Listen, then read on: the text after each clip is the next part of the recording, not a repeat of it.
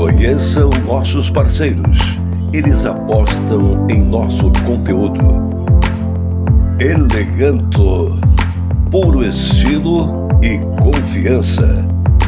Chocoterapia, participando dos seus momentos mais felizes.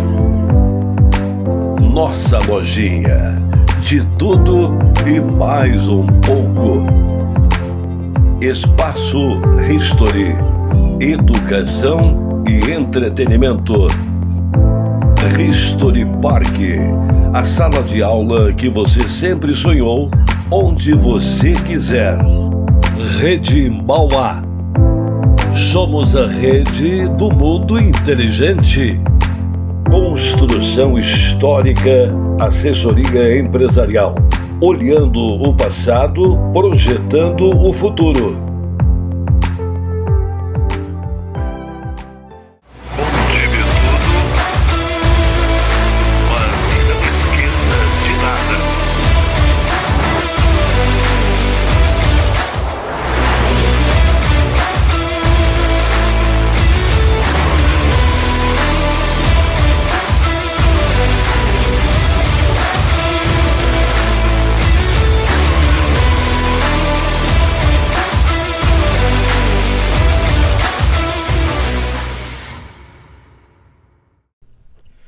Conte-me tudo, não esqueça de nada. Tá começando mais um Semeia as Palavras, aquele podcast que você sempre pode ver através do YouTube e sempre ouvir através do Spotify. Dá uma chegadinha no Spotify, ele baixa, dá uma olhadinha.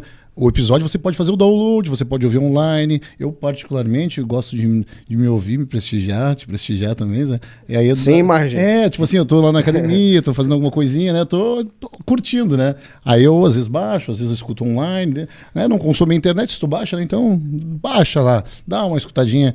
É bacana. Você vai ter episódios na maior diversidade, você já sabe, né? A gente já recebeu médicos aqui, já recebemos pessoal do empresariado lá de Nova Petrópolis. Varig Vive. Já recebemos um radialista, já recebemos... O pessoal do Mauá. O pessoal do Mauá. Parceiros. Né? Historiador. Então, nós estamos variados, né? Podcast sempre com conteúdo, né? Sempre com conteúdo. Agora, recentemente, nós tivemos, vai entrar ao ar, já entrou ao ar, na verdade, o episódio que nós gravamos Consequências Pós-Enchente, né, que foi com o Wagner Rodrigues e o Dr. Elks Barraça. Né? Então, hoje, temática totalmente diferente das consequências da enchente. Né? Apesar de que sempre a gente está envolvido, né? A gente mora aqui, a gente sabe o que está acontecendo, sabe das dificuldades que estamos tendo e vamos continuar tendo por um tempo, né? Mas diferente, o foco hoje... mas de extrema importância para que a gente possa enfrentar o dia a dia que vem pela frente. Exatamente. Então tu faz as honras, pelo amor de Deus. Tu é o cara que, nos bastidores eu te falei, né? Tu é o cara que é o maior conhecedor da pessoa que é convidada hoje, né?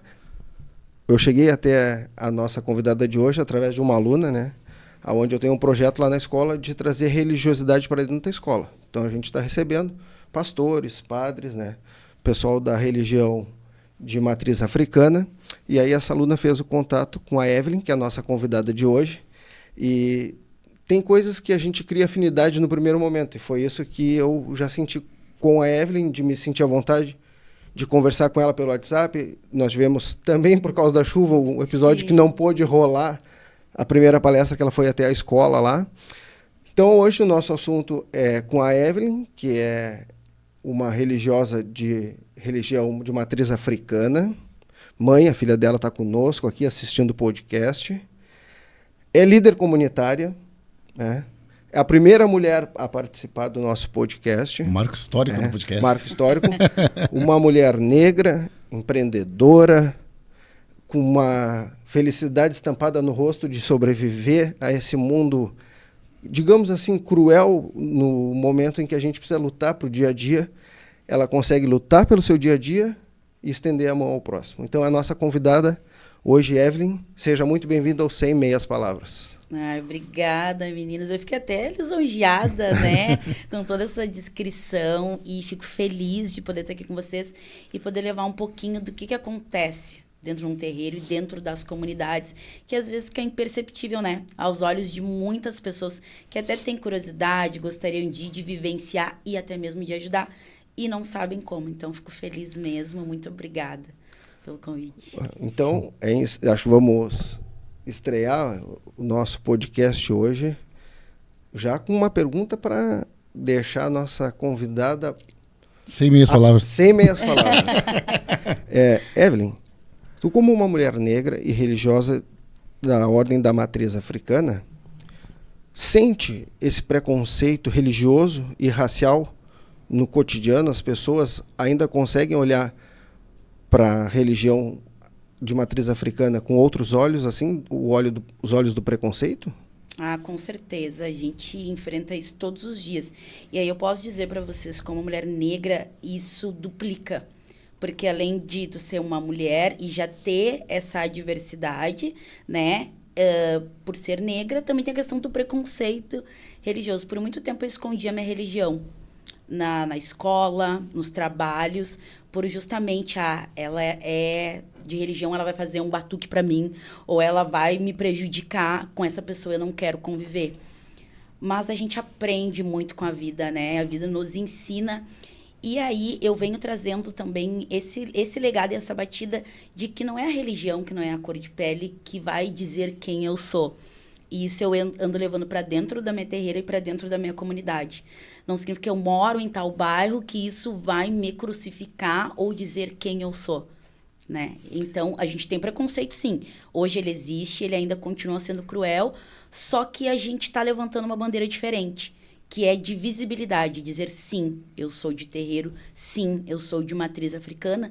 E é como se fosse assim, goste ou não goste. Essa é a minha fé. E é tão estranho, né, a gente perceber que em pleno século XXI a gente ainda tem preconceito religioso, né? A gente tem preconceito racial, né? Tudo isso em pleno século XXI, né? É bem complicado a gente acreditar nisso ainda, né?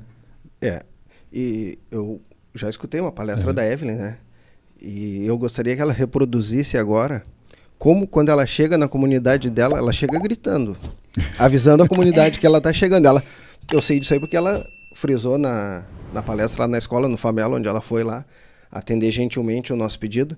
Gostaria que tu reproduzisse, quando tá chegando lá no Vasquinho, como é que tu faz com a comunidade? E é algo que foi um bordão que de uma brincadeira pegou. Eu digo, eu preciso alertar a comunidade para quando eu precisar passar algum recado. Porque a gente sabe que na comunidade a informação ela não chega. E quando ela chegar, eles precisam saber que é algo importante.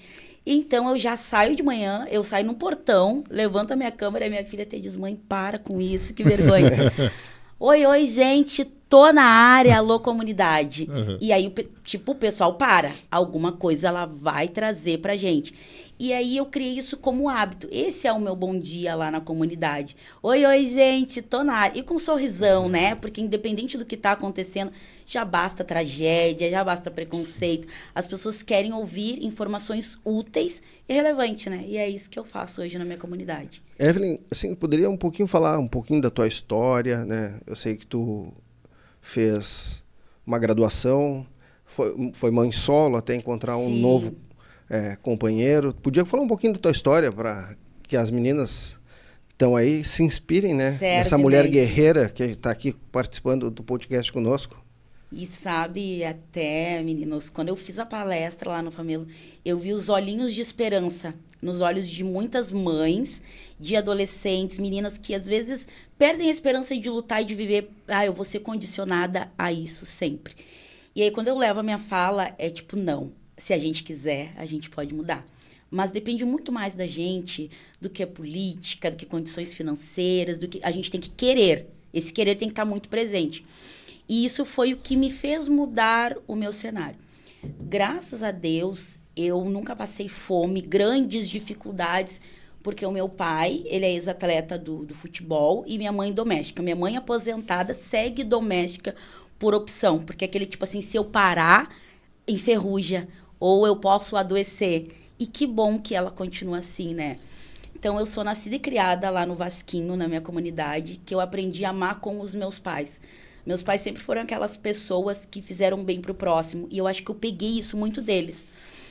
E aí eu tenho até um exemplo de quando o meu primo, que morava do lado lá da nossa casa, ele se relacionou com uma mulher que tinha 4 filhos. E ele não tinha filho. E aí, por cargas d'água, ele decidiu não ter mais relacionamento, mas ele tinha uma estrutura com aquela mulher. E ela não tinha para onde ir com aquelas 4 crianças. O pai e a mãe fizeram o quê? Trouxeram para dentro da nossa casa. Aquela mãe com aqueles 4 filhos. E ali era alimentação, era escola, colégio. Eles viveram bons anos com a gente. E dali o meu pai e minha mãe juntaram os caraminguá que eles tinham e compraram um terreno para aquela mulher e aquela família. E aí, daquilo eu digo, pô, se meu pai e minha mãe, tendo o que a gente tem dentro de casa, divide, ajuda o próximo, e sempre com ações sociais de ajudar a nossa comunidade, que tinha até uma hortinha lá. E daquela era feijão que distribuía, o meu pai fazia mocotó todos os invernos e um potinho para cada um. Pro vizinho, pra tia, pro amigo. E é exemplo, a gente tem um exemplo dentro de casa. O exemplo arrasta, né? A comunidade. Né? Exatamente. E aí, nisso, eu me criei um pouco nesse mundo, com um pouco do mundo do futebol também, por meu pai ser ex-atleta. Então, eu tive uma infância muito boa e eu replico isso para minha filha. Uma infância muito boa, onde eu fui criada com acolhimento, com carinho, pai e mãe próximo e vivendo dentro da comunidade. As dores da minha comunidade. Mas nem sempre eu fui essa Evelyn hoje que carrega um sorriso no rosto.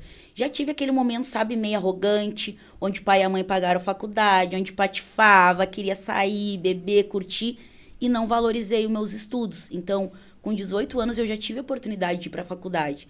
Com minha mãe sendo doméstica, fazendo faxina extra, o pai sendo jogador de futebol, com o dinheiro, não foi aquele jogador de sucesso, mas o que ele tinha, eles proporcionaram para mim. E naquele momento eu não valorizei.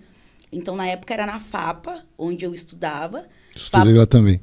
Ali, bem dizer, pertinho de casa. Sim. E naquela época, pagar 600, 700 reais para fazer 3, 4 cadeiras era dinheiro. E aí, penso que naquele momento eu não valorizei.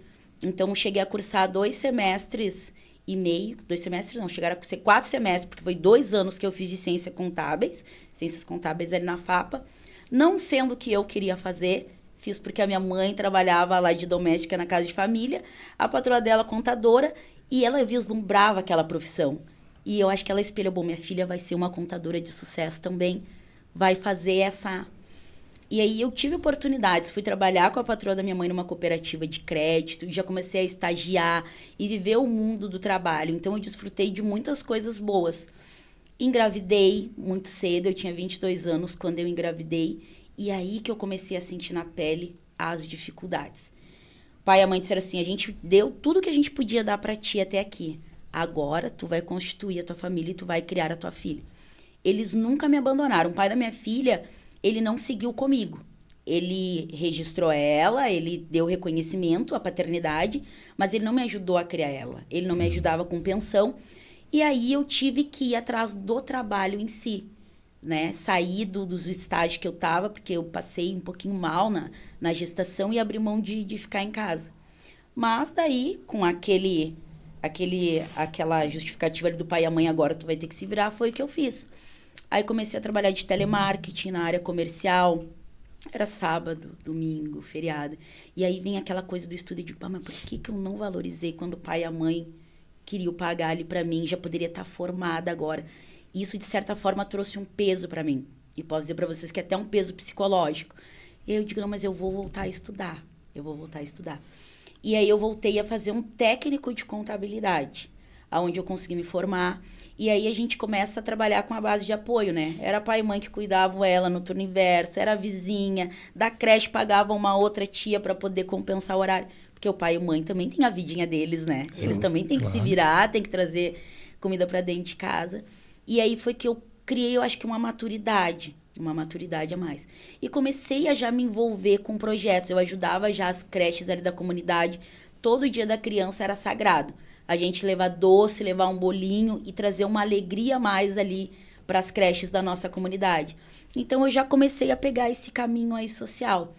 Mas nisso eu parei de estudar, porque daí a gente vê que tem ali, é o arroz, o feijão, é o leitinho da criança, e sozinha é muito difícil. E aí hoje eu converso muito com as meninas da comunidade, né? Eu digo, se tu puder evitar, usar uma camisinha, um anticoncepcional, porque a gente sabe que uma mãe solo duplica, né? É uma jornada muito intensa, ainda mais se tu quer estudar. Que horário que tu vai estudar? Será que tu vai ter uma rede de apoio assim como eu tive para cuidar do teu filho? Ou tu vai poder pagar uma creche, que a gente sabe que... Que a maioria das pessoas não tem nessa rede de apoio, né? Não tem. E falta informação, né? Falta informação e não tem rede de apoio. É complicado. Talvez agora a gente se conversando com a Evelyn, a gente começa a entender ontem, quando nós estávamos conversando com o pessoal, se tivesse acontecido lá na comunidade da Evelyn, e porque ela nos relata, talvez o pai e a mãe teriam tido condições de sair da comunidade, morar num outro local, mas a gente cria vínculos. Né? Vínculos num lugar Então, íntimo. esses vínculos fazem com que essas redes de apoio da vizinha... Então, por isso que as pessoas mesmo afetadas pela enchente não queiram sair daquele seu local onde construiu o seu núcleo de amizades, né? E a religião entra na tua vida em que momento?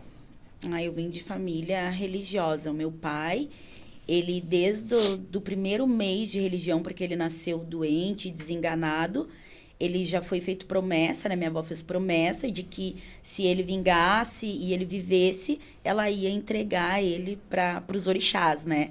E foi o que aconteceu. Com 1 ano de idade, o meu pai já teve que entrar na religião pela saúde dele. A minha mãe, ela foi pelo meu pai. Vendo o meu pai, ela começou a frequentar. E o meu irmão, ele foi muito doente também. E aí a história se repete, né? Eu costumo dizer, essa história se repete. E pela saúde do meu irmão, a minha mãe foi entrar já com 30 e poucos anos de idade. E a avó já era? A minha avó não era. Não era a também. minha avó não era. A mãe do meu pai não era. E a Procurou mãe a da minha religião mãe por necessidade. também não. Exatamente. E aí ela só frequentava, né? Tomava um passe, assim, de uma velhinha, mas não era aquela praticante. Entrou pelo meu pai. A minha mãe entrou vendo o meu pai por uma necessidade do meu irmão, que era sempre muito doente. Então ela disse, se o meu filho também for curado assim como o meu marido, eu vou entregar minha vida para a religião. E a minha mãe entrou.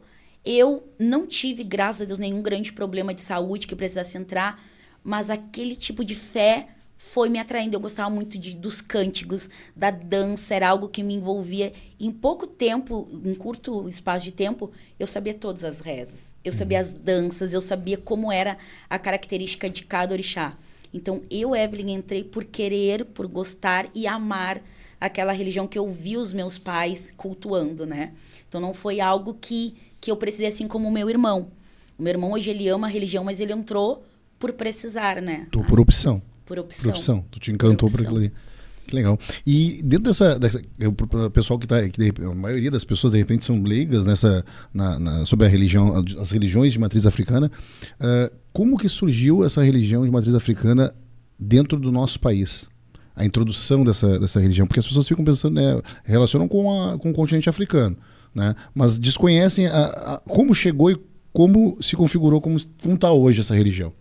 Sim, a nossa religião, ela vem de fato da África, né? E veio junto com os escravos, quando eles foram escravizados. E aí eu costumo brincar, lembra daquele mercado no Porto, quando vinham os escravos e lá ficavam para quem tinha posse, podia comprar? E dessa forma, assim como foram escravos para a Bahia, para o Rio de Janeiro, para o Rio Grande do Sul, cada um foi disseminando um pouquinho da religião de matriz africana. E por isso que a gente vê tantas variedades de religião de matriz africana. Então não tem só o candomblé, não tem só umbanda, a gente tem vários segmentos. Isso porque os escravos, eles foram disseminando aí para cada cantinho do Brasil, né? Então vieram sim com os escravos e eles trouxeram essa cultura, tanto que a nossa linguagem na matriz africana, a gente tem a umbanda que ela é brasileira, mas a gente tem a nação que a gente fala que é os orixás, que são os deuses que vieram da África, que é como é que eu posso dizer, quando a gente fala a tradução, que agora me fugiu, né? Pode ser até pelo nervoso. Transcrição, tradução. Na linguagem iorubá, podemos dizer assim, ela não é uma linguagem brasileira, com cânticos brasileiros, com palavras brasileiras, né? Não. A gente traduz ela porque ela vem da linguagem iorubá. Diferente da Umbanda. A Umbanda Exatamente. E a capoeira, de certa forma, é introduzida junto com a religião para poder, dentro... Uma forma de defesa, né? Na verdade, tanto a capoeira quanto até as tranças africanas, tudo tem um significado, uma representatividade para a gente dentro da matriz africana. A capoeira é uma forma de defesa.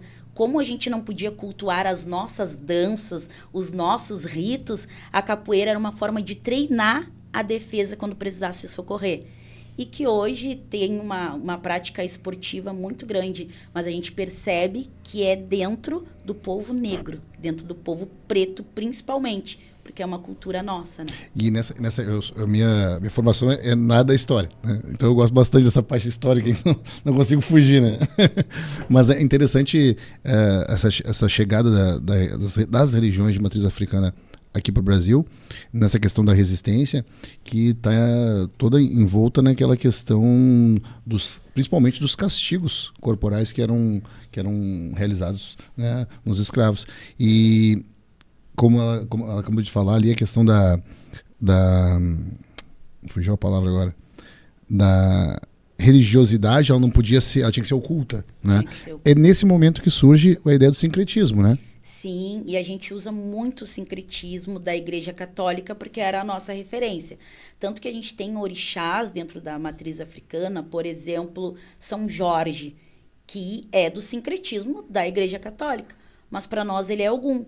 Mas hoje, dentro das terreiras, a gente tem a imagem do São Jorge, porque aquele simbolismo, por mais que o nosso Deus Ogum, ele tem um escudo, ele tem uma espada, mas a referência que a gente tem é essa, porque quando ia se acompanhar, assim, as inhas, né, as escravas, elas viam aquele culto, aquela devoção e caracterizava a oração, a prece, o pedir, a fé para aquela denominação, para aquela imagem, mas a nossa fé oculta era outra.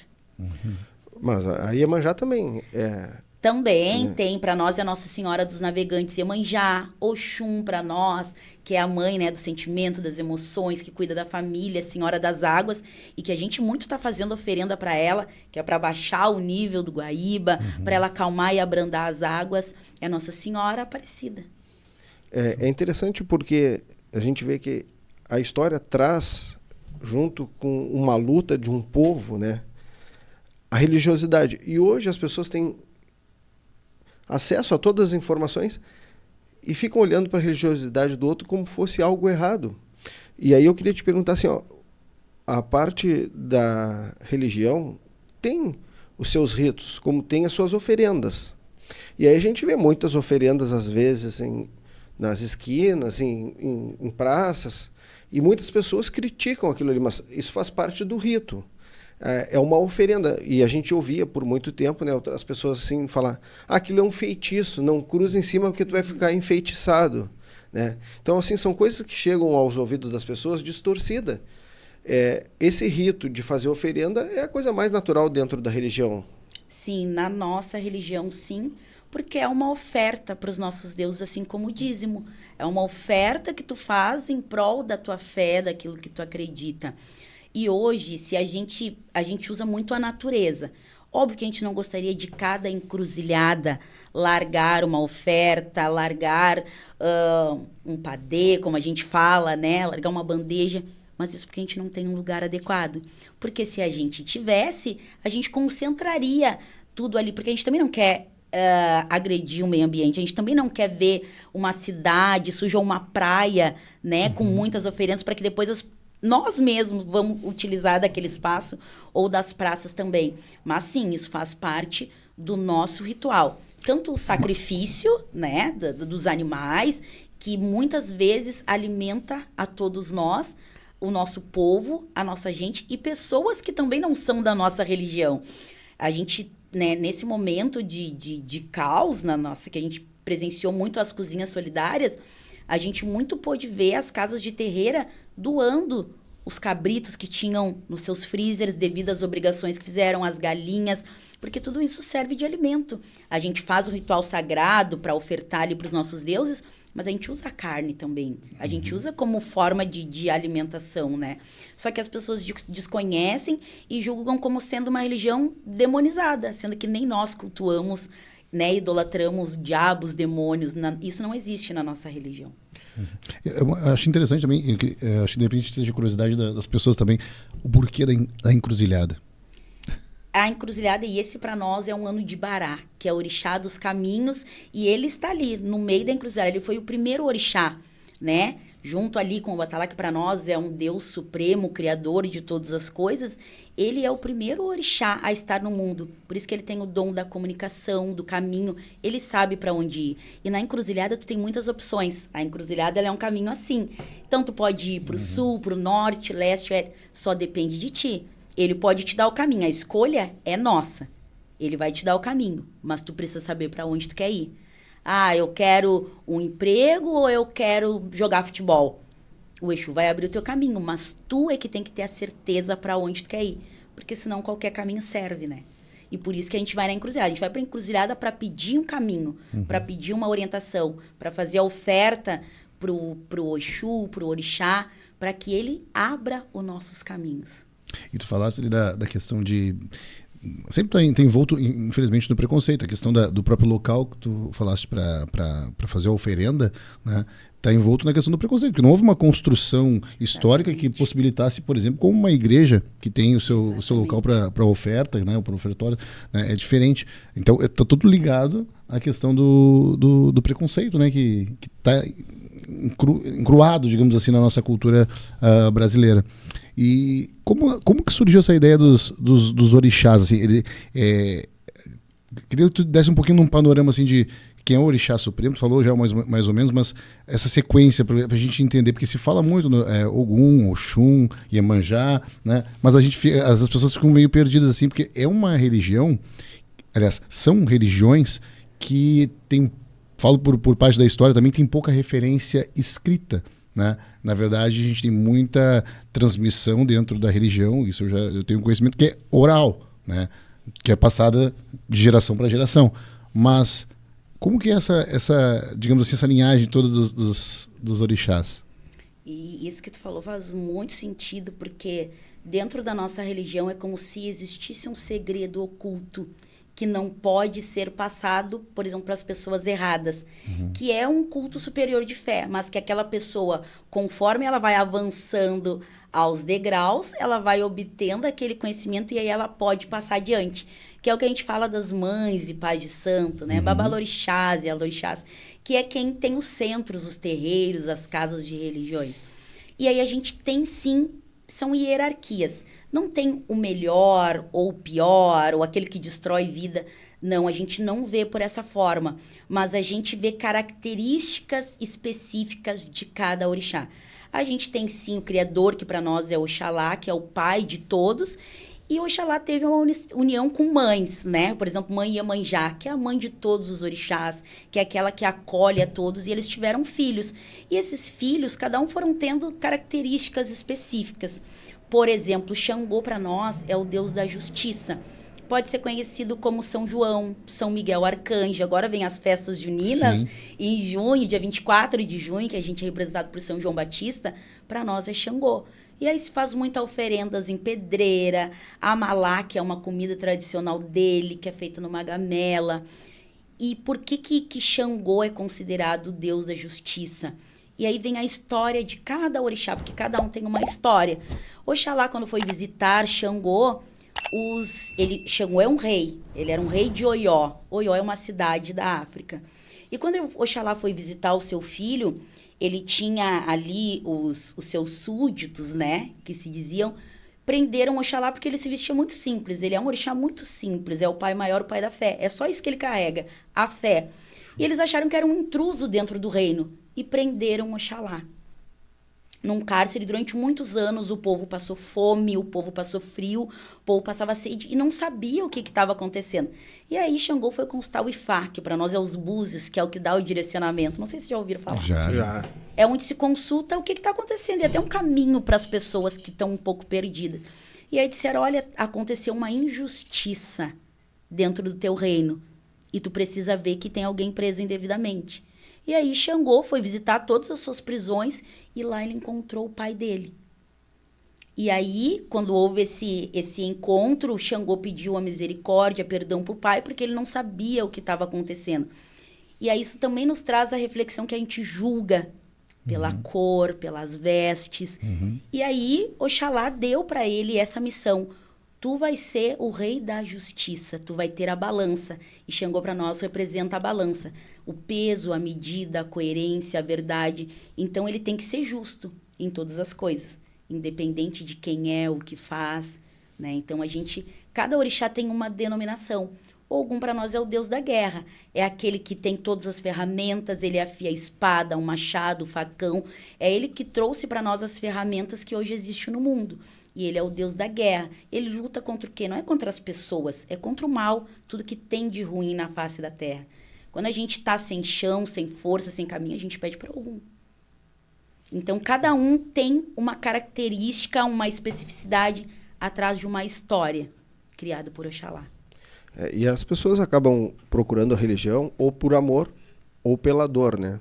E eu sempre brinco que as pessoas se aproximam quando estão na necessidade, né? E depois elas ficam para retribuir. Então, essa é um dos objetivos da religião, né? É agregar. Então, quando a gente fala a palavra irmão, né? É aquela pessoa que te estende a mão.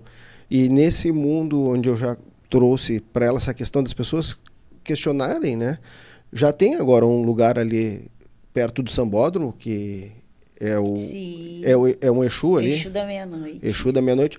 Onde tem até assim, ó, um dia passei lá, tinha palco, teve festas, então já estão olhando para as religiões de matriz africana com outro olhar. Eu acho bonito, desculpa fazer um parênteses, eu acho tão bonito essa mostra da pessoa que é da religião africana, acho tão bonito isso. Eu tava vendo, lá em casa somos todos fãs do Zeca Pagodinho, né? E estamos vendo a live dele, né, que ele fez agora em prol dos gaúchos, né? Sim. E acho tão bonito quando ele canta as músicas que tem um teor religioso e que ele, eu não sei como se diz a palavra certa, mas ele faz as referências todas, né? Quando ele está cantando. Sim. E eu acho muito bonito isso, porque ele está mostrando, eu sou dessa religião aqui, ó, né? A fé dele.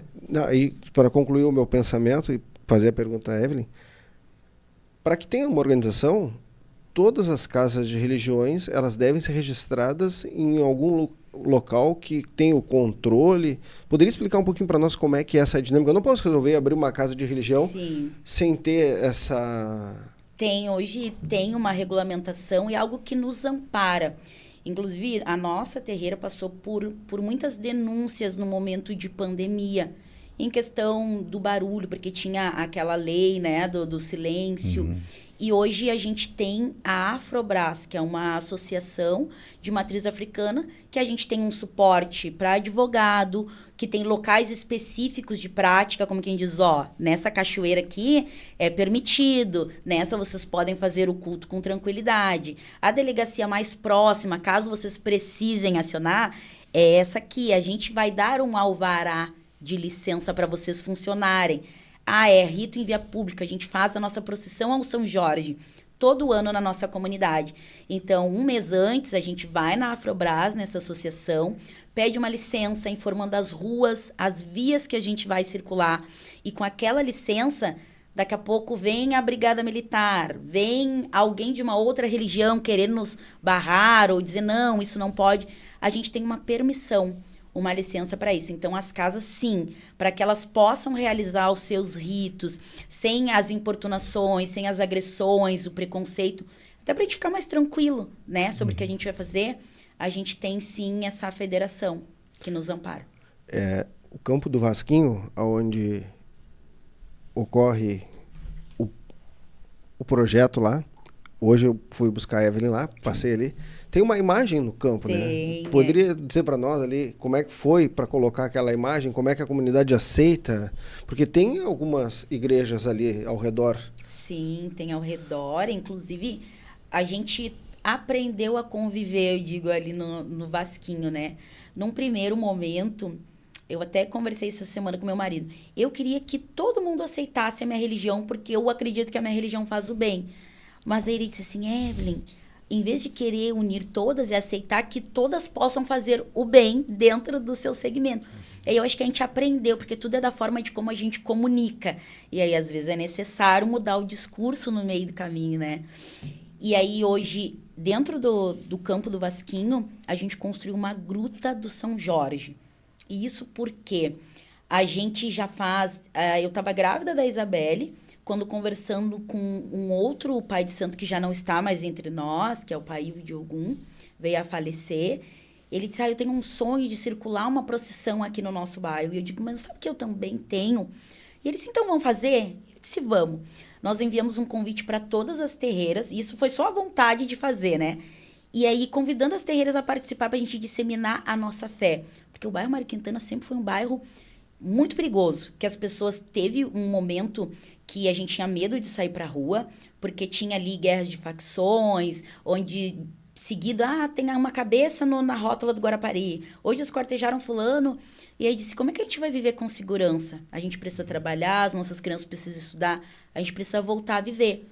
Então vamos se juntar com o orixá da guerra, com o orixá da luta, para ele eliminar isso do nosso bairro, para a gente possa conviver bem, todo mundo bem, né? E a gente começou a ter esse ritual de anualmente fazer a procissão. Chegou um determinado tempo que hoje dentro do bairro Mário Quintana tem uma... Não é mais uma ocupação, né? Eu ia falar o nome errado, é ocupação. Alzira Rosa. Eu já morei na Alzira Rosa durante 1 ano.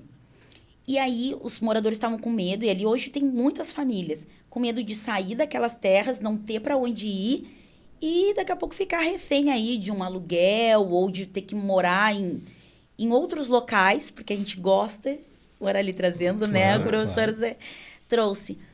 E aí chegou, a gente teve uma sessão de Umbanda na nossa terreira, e a minha mãe, que também é filha de Ogum, o caboclo dela chegou e disse assim, nós vamos disseminar a nossa procissão. Vai continuar aquela procissão naquele determinado local, que era em outro campo de futebol, e nós vamos fazer a nossa específica nessa terra, para proteger esse povo, para que todos possam ter direito à moradia e ficar tranquilo em essa relação.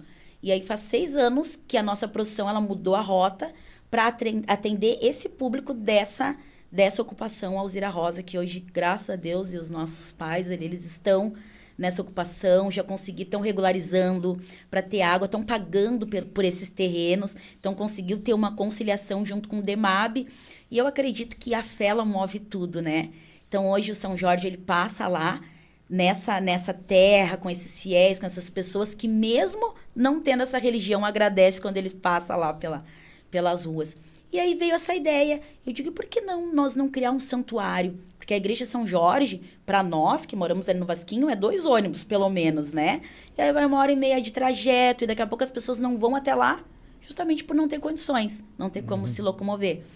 E aí conversei com umas pessoas da comunidade, e a comunidade não, a gente vai abraçar. Eu tenho telha, eu tenho tijolo, vamos fazer uma rifa, Evelyn. E aí lá vai a Evelyn, alô comunidade, tem rifa para construir a Gruta do São Jorge. E todo mundo abraçou.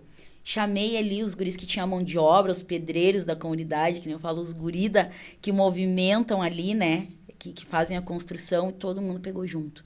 Então faz 3 anos que a gente tem a Gruta do São Jorge.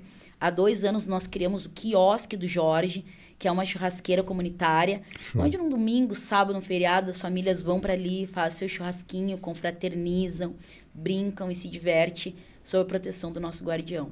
A espiritualidade está ali, né? Isso é legal. E falando em espiritualidade, as religiões de matriz africana, elas são mais próximas do campo espiritualista do que necessariamente de outras vertentes religiosas, né? Porque, na verdade, por exemplo, assim, entre o espiritismo e, vamos pegar assim, o catolicismo, por exemplo, né? Ela está mais próxima do caminho do espiritismo, por exemplo? Sim, com certeza. A nossa Umbanda, ela vem do espiritismo, ela nasceu numa mesa espírita.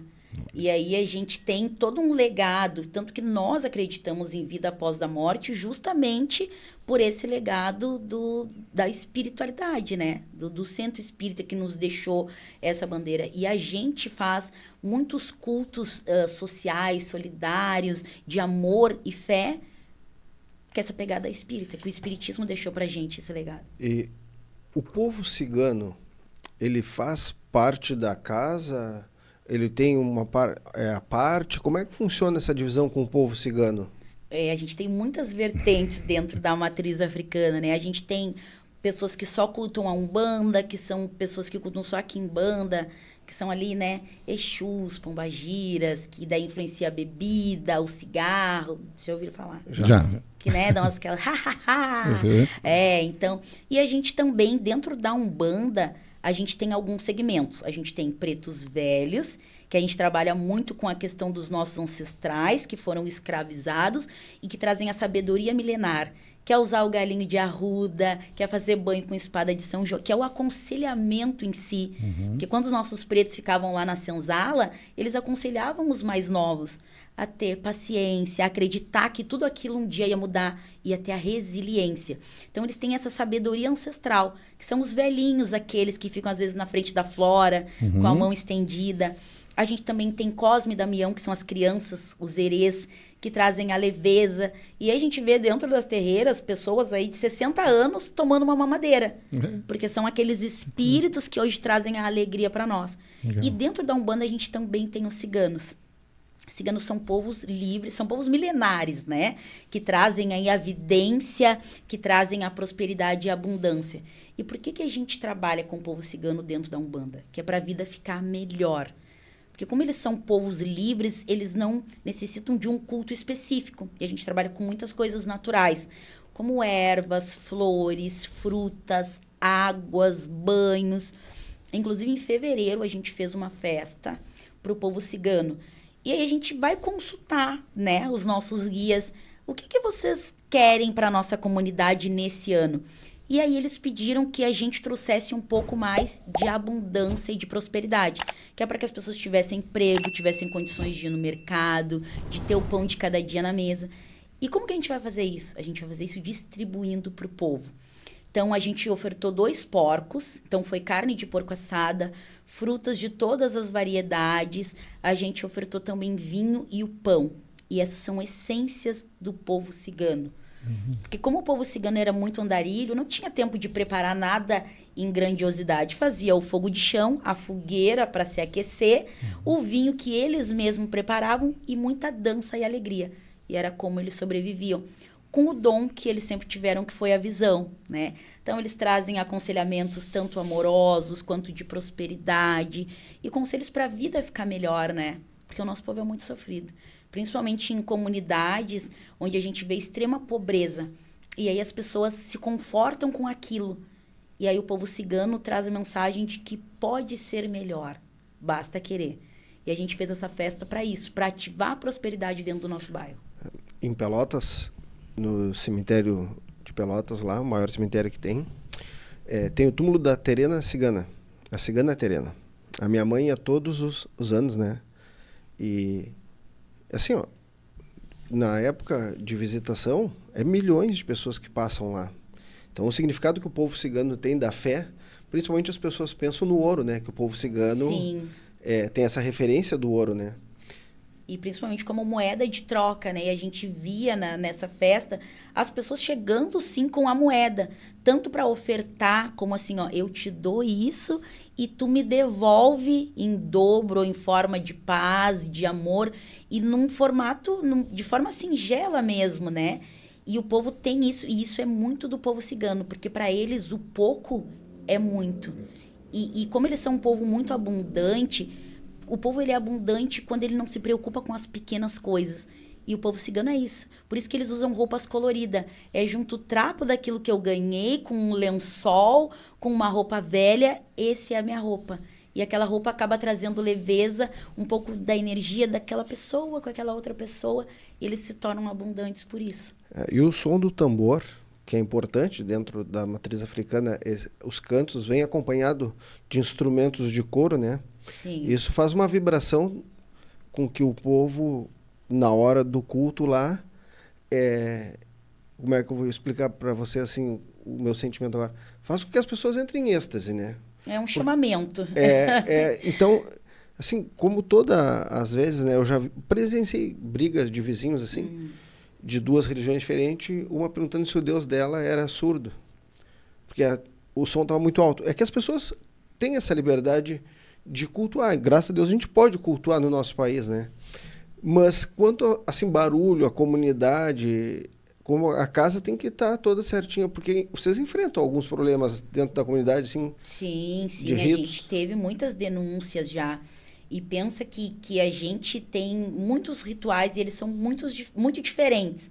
A gente tem, por exemplo, amanhã nós temos sessão na terreira que vai ser justamente para ajudar as pessoas que estão passando por essa situação, né? E aí cada pessoa que vai levar 1 quilo de alimento que depois nós vamos doar. E a gente disse, não, vamos parar com a sessão um pouco, esperar acalmar. mas a gente viu que as pessoas psicologicamente estão tão afetadas e pedindo socorro, que a gente vai fazer essa sessão justamente para isso, que é para amenizar um pouco esse sofrimento, esse caos. Nessa sessão, ela é uma sessão de 3 horas. Ela começa às 8 da noite e ela vai no máximo até às 11. Esse é um rito. Mas a gente também tem ritos que começam na sexta-feira à noite e vai até o domingo. É um outro rito. Mas para nós é necessário esse rito. Para o vizinho que tem uma outra religião ou não conhece, ele acha desnecessário e acha que a gente está fazendo porque quer. Então, a gente já recebeu, sim, muitas denúncias.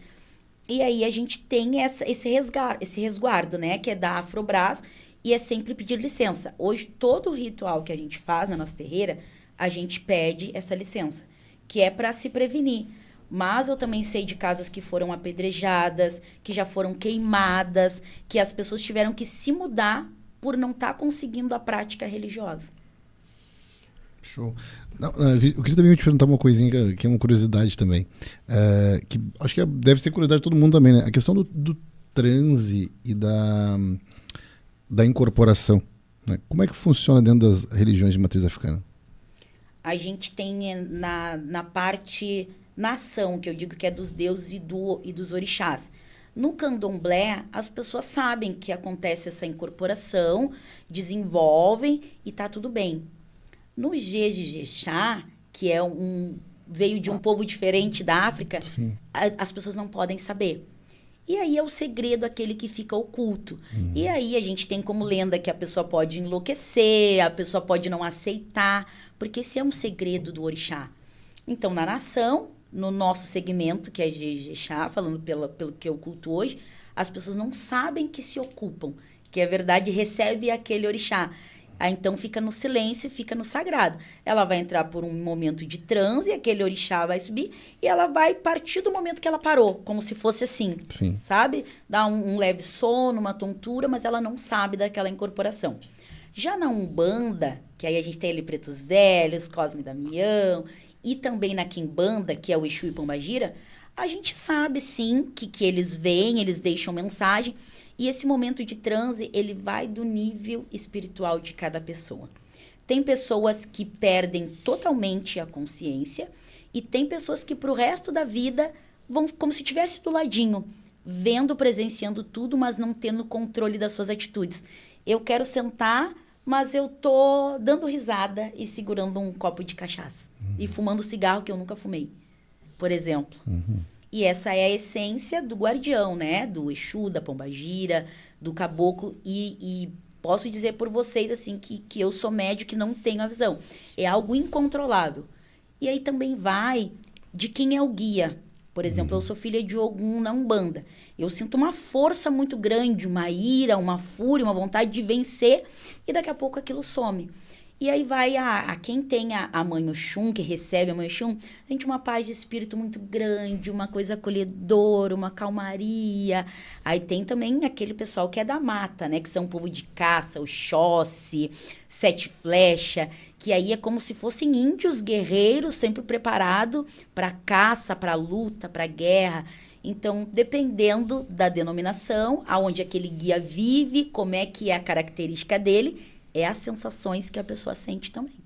E onde é que entra a questão do culto aos próprios antepassados dentro da religião? Porque tem uma separação ali dos orixás, né? Sim. Para esse culto desses antepassados, né? A pessoa deixa esse plano, digamos assim, e como é que funciona depois? Sim, a gente cultua os nossos ancestrais. Essa é a forma.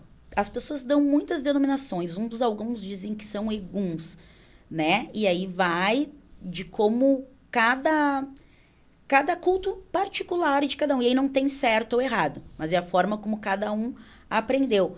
Porque por mais que cada um aprende sobre determinada matriz, cada um dentro da sua terreira vai cultuar como acha que deve, por mais que tenha ali uma hierarquia. Na nossa terreira, a gente cultua sim, tá? E a gente tem tanto a parte da Quimbanda, que são os Exus ali, que a gente cultua os nossos ancestrais, porque a gente acredita que aquele axé tem que continuar. que foi um axé tão bom, que foi algo que nos trouxe tanta coisa boa, que a gente vai reverenciar. A gente vai reverenciar com a bebida que ele gosta, com a comida, que é aquela entidade do ancestral. Não para a pessoa, mas pela entidade do ancestral. Qual era, por exemplo, a gente tem uma ancestral que é da cigana. E a gente faz um culto para ela. Qual que era a fruta que a cigana gostava? Como é que ela gostava do vinho na taça? Qual que eram os adereços? E a gente faz uma reverência para ela nesse formato. Assim como para os orixás também, né? Na nação a gente tem o balé que a gente fala, que é lá onde acontece esse rito. E ali de 4 em 4 anos se faz um rito grandioso, que a gente diz, que é colocada uma mesa gigantesca com comidas, bebidas, ofertas de animais para os nossos ancestrais. E aí, em todas as reverências, tem rezas, né? Onde todos da casa fazem uma reverência grandiosa para aquilo. E bate uma saudade, tem pessoas que choram. Então, é como se assim, não vamos deixar morrer aquilo que nos deixa um legado. Para estar sempre vivo, né? E nem todo mundo tem mediunidade. Não tem. Porque ele vem com uma missão, que não é de ser médium. Mas ele pode fazer parte da corrente na casa. Pode. Ele pode ter uma atribuição dentro da terreira. A gente teve até na semana passada o dia do Cambone. Cambone é aquele que dá assistência na terreira. Ele alcança a bebida para o caboclo, ele orienta as pessoas que chegaram para o passe. Ele não vai desenvolver a mediunidade. E num determinado momento, a gente até faz a prática do desenvolvimento. Mas tem pessoas que ela tem outras missões que são tão importantes quanto estar ali no momento com um guia no plano terrestre para ajudar. Que é essa missão de anotar o que a entidade passou, qual foi a receita, qual é o horário que a pessoa vai voltar para ser atendido, qual que era o banho, quais as ervas, né? O preparo antes. Porque a terreira tem que estar preparada antes das pessoas chegar. Com a limpeza, com a conservação, a manutenção da iluminação, que são as velas. A gente acende vela porque vela é luz. Aquela chama, ela traz clareza. E a gente quer a luz, né? Na verdade, todos nós buscamos a luz. Então, tem a função do Cambone também. E tem quem participe daquela corrente e que também não desenvolve. Ele vai ficar cantando, vai ficar pedindo, vai ficar saudando. E a gente diz que todos têm uma missão importante dentro da terreira, dentro da matriz africana. E aí basta cada um encontrar. Não é algo que num jogo de búzios eu vou dizer a tua missão é essa. Cada um vai procurar a sua missão. Eu falo muito para meus alunos assim que o Deus é o mesmo. Para todos. Para todos, né? Independente da religião. Mas a gente vê, cada vez que a gente fala com uma pessoa de uma religião diferente, a gente percebe a aproximação que cada religião tem, na verdade, né? Porque todos os ritos, eles seguem uma mesma linha. Na verdade, né? A gente tem lá, que a gente falou das velas, da questão ritualística. Pô, o catolicismo tem isso, o espiritismo tem isso, o assistencialismo, né? A ideia das festas, né? Das comemorações, das oferendas, né? Toda religião tem. Né? Então, eu acho muito bacana esse tipo de coisa dentro da religião. Bom, depois da gente já espremer assim todo o conhecimento da Evelyn, né? Assunto que nós teríamos muito tempo aí.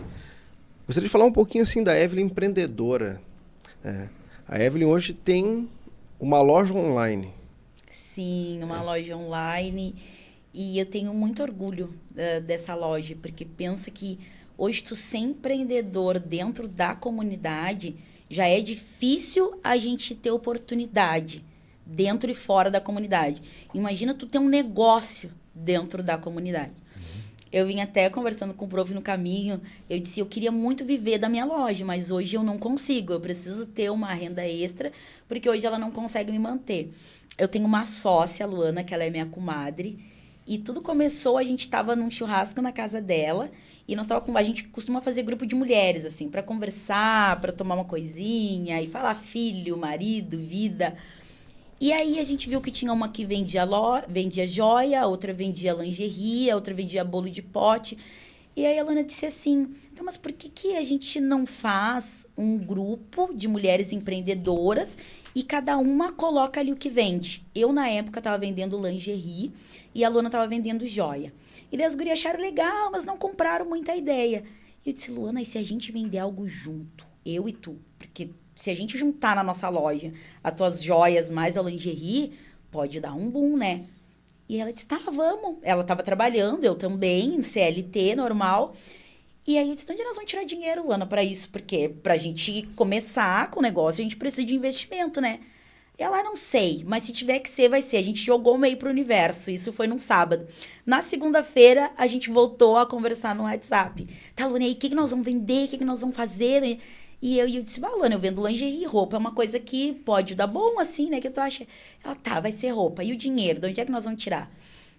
E ela tem o Juliano, que é meu compadre, que é o marido dela, e ele é muito financeiro, assim, capitalista, ele sempre tem dicas pra gente como investir, de como...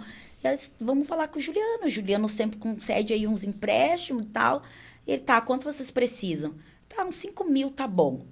E aí ele foi lá, tirou um empréstimozinho pra gente, a gente começou a fazer uma pesquisa, que mais ou menos as mulheradas, porque como eu já tinha iniciado na contabilidade, eu já tinha uma noção de marketing, de gestão de negócio. Eu disse, não podemos sair assim a esmo, vendendo tudo para todo mundo. A gente tem que saber o que a gente vai vender, principalmente porque ela mora no Costa e Silva, eu no Mário Quintana, para começar com o nosso público aqui do nosso bairro, para as gurias aqui que a gente conhece.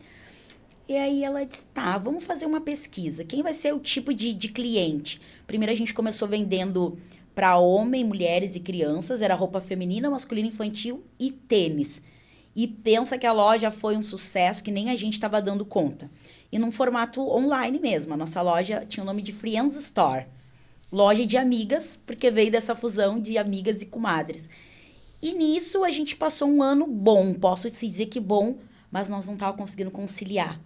Porque pensa que a gente, sendo mulher, a gente conhece o público feminino, né? A gente ia no churrasco, nós levava a nossa mala, que a mãe da Luana deu uma mala gigante. Ela levava, nós ia no aniversário de criança, nós levava a mala, nós ia na casa da vizinha, ia com a mala. E ali a pessoa consegue ver, sentir, experimentar, e dali ela já fica. E nisso a gente fazia o quê? Caderninho. Depois desse um ano, a gente teve posso dizer para vocês, um rombo, aí, uma inadimplência de 6 mil reais.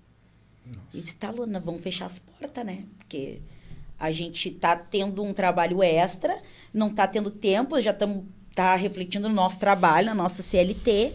E ela disse, tá, então vamos parar de vender roupa de criança, que isso nos consome muito, e roupa masculina, e vamos trabalhar só com o público feminino. Aí nós contratamos uma assessoria financeira que nos deu um suporte, e aí a gente já entendeu que compras muito elevadas, não dava para ir pro caderninho, a gente já botou um programinha ali para gerar boleto, já aderimos a uma maquininha. Aí a gente foi cuidando, estruturando o financeiro da nossa loja. Aí a gente começou a engatinhar. E quando a gente é cru no empreendedorismo, que a gente tem só uma vontade, mas não tem tanto conhecimento, e aí penso que a gente queria muito cobrar aqueles 6 mil reais daquelas nossas clientes. E aí eu que sempre fui mais comunicativa, que a Luana é mais reservada, ela é mais de cuidar das planilhas, dos fornecedores. Eu postava no meu status assim, fulaninha, se não pagar até tal dia, a gente vai não sei o que, fazendo ameaça para as pessoas. E a nossa consultora financeira, Evelyn, isso dá processo, não pode isso. Isso aqui tem que ser nos bastidores e tem até um juros tal que vocês podem cobrar por atraso. E aí a gente foi pincelando a nossa loja, segmentando o nosso negócio. E aí, no ano passado, não, 2022, a gente decidiu segmentar. Não, a gente vai vender para um público que ninguém está vendendo, moda plus. E aí, eu comecei num processo de emagrecimento. E aí começou um negócio contraditório. Mas a gente achou que seria um nicho bom. E a Luana é toda fitness, né? De academia, de comer frutinha, granola, aveia. E aí a gente foi para Moda Plus e pensa que ali, na nossa segunda falência, né? A gente já tinha tido a primeira da inadimplência de querer atirar para tudo que era lado. E na segunda no Moda Plus. Porque ao mesmo tempo que a gente estava vendendo, postando sobre roupas plus size, aí nós arrumamos todo o nosso marketing, fizemos um Instagram todo repaginado, contratamos uma consultoria de marketing. Tava todo bacana a nossa parte do marketing e gestão do negócio, mas o que a gente falava não estava dizendo com o nosso segmento. Eu estava fazendo zumba, cuidando da alimentação, porque eu tinha chegado a 96 quilos, e a Luana toda fitness, querendo vender roupa plus size. E aí, pensa que a gente não vendeu nada. 3 meses nós não vendemos nada. E aí, Luana, o que nós vamos fazer? Vamos fechar as portas. E aí eu disse, Luana, eu não quero mais brincar disso, a gente já faliu uma vez, a gente estava... E ela, não, tem que ter um meio. As gurias, a gente tem um grupo hoje. Persistência, né? A gente tem um grupo hoje de 150 mulheres. E elas ficavam pedindo roupa. Não tem uma leg M, não tem um casaquinho P, tu não consegue. E ela disse, elas estão pedindo roupa pra nós e a gente tá vendendo. Vamos mudar? E aí o nosso marketing dizia assim, mas vocês acabaram de mudar. Vocês mudaram cor, vocês vieram a psicologia das cores, vocês saíram de Friends Store, porque daí o americanizado estava tendo dificuldade das pessoas achar a gente nas redes sociais. E aí nós trouxemos um nome que é a nossa cara, Evolua, que é uma junção de Evelyn e Luana. Pô, achei criativo, super criativo. E aí trouxemos o logo da Lua, que simboliza os ciclos da mulher. Tem dias que a gente tá mais para baixo mesmo, tem dias que a gente quer botar uma roupa mais ousada, tem dias que tu quer sair esporte. E isso aí deu muito certo. E aí a gente voltou a vender o que a gente vendia antes, PMG. E aí agora a loja tá deslanchando de novo. Mas pensa que a gente já faliu 2 vezes. Se não fosse essa persistência, essa vontade de querer... E a gente bate muito isso na nossa loja. A gente tem esse grupo que a gente empodera mulheres. A gente não quer só vender. A gente quer que elas... com o look que elas estão vestindo, elas se empoderem e elas vençam qualquer desafio. Porque às vezes botar um batom faz a diferença, mudar o penteado faz a diferença, mudar a nossa rotina. Se eu faço sempre esse caminho, não, eu vou fazer esse outro caminho. Porque ali tem coisas que eu ainda não vi. E é isso que a gente leva dentro da Evolua Modas. Além de vestir, a gente quer empoderar as mulheres para elas ser o que elas quiserem. Vestindo P, M, G, GG, plus size, é levar essa autoestima para elas. Essa questão de persistência a gente conhece. Conhece. E nós podemos vender plus size. Porra! Acho que nós já podemos estar nesse nicho. É, João. Mas para que tudo isso aconteça, também temos os nossos parceiros, né? Com certeza. Vamos lembrar um pouquinho dos parceiros, né? Que ajudam a manter o nosso programa aqui, Sem Minhas Palavras. A Eleganto. Eleganto é uma loja também online, né? Que vende diversas linhas de masculina e feminina, mas trabalha mais com foco em camisetas temáticas, né? E essas camisetas temáticas têm linha da educação, uma linha cristã, uma diversidade de frases bacanas ali, divertidas também, né? Que você pode encontrar. Eu gosto sempre de frisar aquela frase, né? Por que eu preciso do Google se eu tenho o meu professor Zezinho? Já disseram que vamos fazer uma camiseta assim Gostei. só pro Zé. Só pro Zé. Além, a Eleganto você pode acessar através do www.lojaeleganto.com.br e lá você vai ter essa infinidade de produtos que você pode ver ali do P ao GG, né? Para deixar bem claro qual é a sequência. Mas também temos a Chocoterapia, que também entra nessa linha, né? A gente se alimenta, bacana, né? Chocolate sempre é bom, né? Quem não gosta, Pô, né? A Chocoterapia trabalha com bolos artesanais, como você está acompanhando aí no vídeo. Bolos artesanais com uma infinidade de decorações, dizeres bacanas. E o melhor de tudo é o sabor, né? Eu particularmente, né? Meus doces lá em casa sempre vêm da Chocoterapia, né? Então tem bolos artesanais, que é o foco. Tem docinhos gourmet, tem bolos de pote, brownies e por aí vai, uma infinidade. A Chocoterapia está aí participando dos seus momentos felizes, né? Além da Chocoterapia, temos a nossa lojinha. Pô, Zé, tu vai esquecer logo da nossa, né? Não, Pô, ô João, João, olha a falha abre a porta técnica. para ele sair, Não, João. olha a falha técnica. Olha, ele me olhou assim, né? Pobre não pode ter 2 TV. Ele tá fazendo merchan lá. E eu cuidando aqui. Ô, João, corta pra mim aqui, João. Corta pra mim aqui. Traz aqui pra mim. Olha a cara do cidadão. Olha a cara do cidadão. Eu pergunto pra ele. E a... Pô, nossa, né, cara? Nossa, mas lojinha. deu mais ibope a nossa falha do que tu tivesse seguido na minha fala. Eu olhando pra câmera... E agora eu vou olhar pra lá. Né? Então, a nossa lojinha. Agora sim, João. A nossa lojinha. Que tem uma infinidade de produtos oficiais aqui, do Sem Meias Palavras, inclusive, né? Dos nossos outros canais também. Tem o Cozinha Prática do Zé. Você pode ver ali que tem uma... Apareceu ali, apareceu agora, ó. Camiseta, o chefe do povo. Eu já vou aproveitar, deixa pra convidar a Evelyn. Ó. Pra gente fazer um episódio no canal... Cozinha. De alguma comida de algum orixá. Opa! Nossa, show adorei, de bola. adorei. E vocês vão gostar, hein? Porque tem um tempero diferenciado. Que show. Vamos expandindo o canal. Vamos fazendo, né?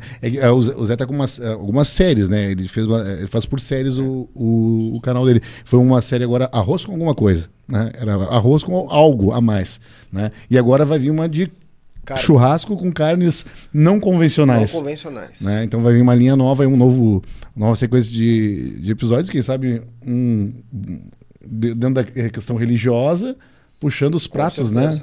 Com certeza. Tem Interessante. muita coisa boa pra gente trazer aí. Olha que legal.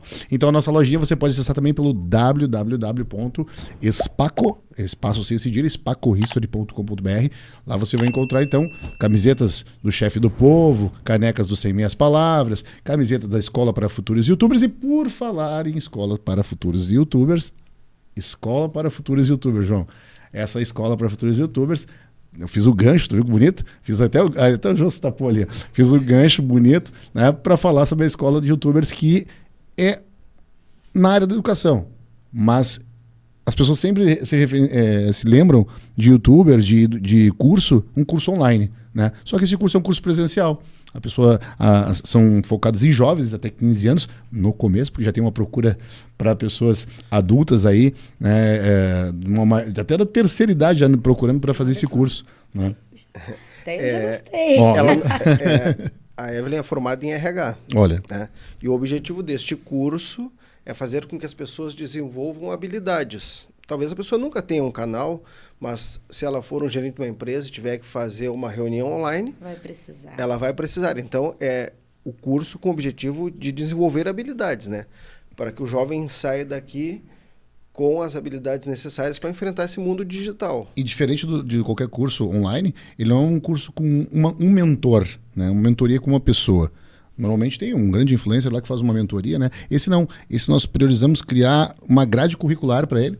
Com profissionais de diferentes áreas. Profissionais de diversas áreas. Então tem fonoaudióloga, uma fotógrafa profissional, temos profissional do marketing. Um roteirista profissional. Então todas as fases, né, desde do pensar o projeto, né, o canal em si, ele vai fazer desde o comecinho, toda uma caminhada até chegar à execução e finalização do vídeo, já com o vídeo prontinho. E como monetizar esse vídeo, inclusive, né? Como fazer ele crescer realmente esse canal, aos pouquinhos, ir crescendo e monetizar esse canal, se tornando, de repente, uma futura profissão, né? Porque o youtuber, assim como programador de prompt, né? E outras tantas novas profissões que estão surgindo, é uma profissão do futuro. Né? Então, se você tá ligado aí pro seu filhinho, né? Entrar nesse meio aí, dá uma acessada lá, www.spacohistory.com.br, e lá você vai encontrar também todas as informações necessárias sobre o curso. E como o nosso podcast é feito de parcerias, né? Ao final do episódio, nós vamos pôr o link do Insta da Evelyn, da loja. Né? A mulherada que vai se empoderar e entra lá, faz o contato com a Evelyn. E, sem minhas palavras, está à disposição aqui, o que tu precisar de divulgação, estamos aqui para servir, né? Não, eu adorei essa parceria, nós vamos conversar depois aqui nos bastidores. Nossos amigos da Rede Mauá vieram aqui, né? Vieram aqui, depois saímos daqui, já saímos com uma parceria formada. Inclusive, Rede Mauá está aqui presente sempre conosco. Apareceu no decorrer do nosso episódio ali o QR Code, né, do Mauá e da Construção Histórica, que são uma empresa conjunta, né? Então, educação não podia estar de fora, né? Não, nossa empresa não podia estar de fora da educação. Bom, Evelyn, assim, a gente gostaria de te agradecer imensamente a tua presença aqui, ilustrando e frisando que é a primeira mulher a fazer esse presente no nosso podcast, uma mulher negra, empreendedora, linda, com uma filha linda. Né? Empoderada. Estou sabendo que tem um marido maravilhoso, né? Um pai e uma mãe presente, uma mãe que trabalha. Como é o nome do pai? Jairão. Seu Jairão. Eu vi um vídeo do seu Jairão no Instagram. Eu fui fazer o dever de casa, né? Fui olhando ali. Eu digo, fui me inteirando da história toda. Aí o seu Jairão, com um orgulho, falando assim, vai começar quando foi começando o projeto social lá no Vasquinho. Aí ele disse assim, olha, eu quero convidar vocês, vai ter um projeto social, vai começar com a minha filha, Evelyn. Né? Achei tão bonito. E até vou fazer uma confidência aqui. Eu fui buscar a Evelyn lá. E a gente foi levar o fardamento do Vasquinho para uma senhora que vai higienizar, porque tem jogo amanhã. Né? E aí a gente vê a comunidade se ajudando, né? Sim. E aí ela vinha no carro, trocando mensagens ali. Acho que o time que vai jogar amanhã Os meninos também vão participar do lanche depois, Sim, então não sim. são adversários. É um clássico da comunidade. É um clássico da comunidade. Mas eles vão alimentar todas as crianças pós-jogo, entendeu? Sim. Então, assim, ó, um projeto magnífico, né? Nós do Meias Palavras, quando precisar que a gente vá até lá cobrir algum evento, né?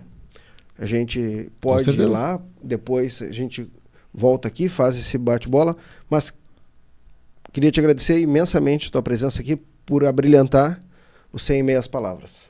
É isso aí. Nós te agradecemos aí a presença. Agradecemos a vocês que estão em casa também aí, ou no trabalho, ou na academia, ou em qualquer lugar que vocês estejam nos assistindo ou nos ouvindo. Mas é verdade que tu tá indo à academia? Teoricamente, sim. Então, é só pra mim ficar vamos ver como envergonhado. vai ser, né? É só pra mim ficar envergonhado. É, eu tô convidando ele. Ó, João, tô convidando aqui, ó. Vamos ver se vai, né? Eu acho que não, né? Não sei, vamos ver. Tá? Mas agradeço a vocês que estão aí nos assistindo, nos ouvindo. E não esqueça, por favor, dá aquele like, compartilha esse vídeo aqui, se estiver escutando, né? Compartilha também pelo Spotify ali, para chegar a mais pessoas essas informações. Olha que riqueza de informações que a gente está trazendo aqui. E para levar essa riqueza de informações, nós precisamos que você compartilhe, para chegar essa informação para muito mais pessoas, para o YouTube, por exemplo, poder recomendar essa informação. Nós tivemos um empreendimento que era um parque pedagógico. É um parque pedagógico. É onde tudo começou. E nós recebemos os índios Guarani Guarani. da Olha tribo. só. Tecoá Pindomirim. Eu nunca consigo falar, ele que fala o nome. E lá Itapua. eles fizeram uma casa Uma réplica de uma casa de reza. tínhamos esquecido de falar isso para Evelyn. E eles, quando se encontram, eles falam Agujevete, Agujevete, que é gratidão. que é gratidão. Tem algum tema usado assim para quando se despede na terreira? Quando o pessoal vai encerrar, o encerramento, para nós encerrar o nosso programa? Sim, a gente costuma a fazer muitas reverências, né?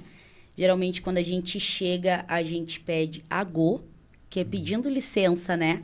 Para a gente entrar, para poder realizar os cultos. Mas sempre quando a gente finaliza dizendo axé. E axé é luz, axé é expansão, seja onde quer que a gente esteja. Axé. Axé. Muito Axé obrigado. para todos. Conheçam nossos parceiros. Eles apostam em nosso conteúdo. Eleganto, puro estilo e confiança.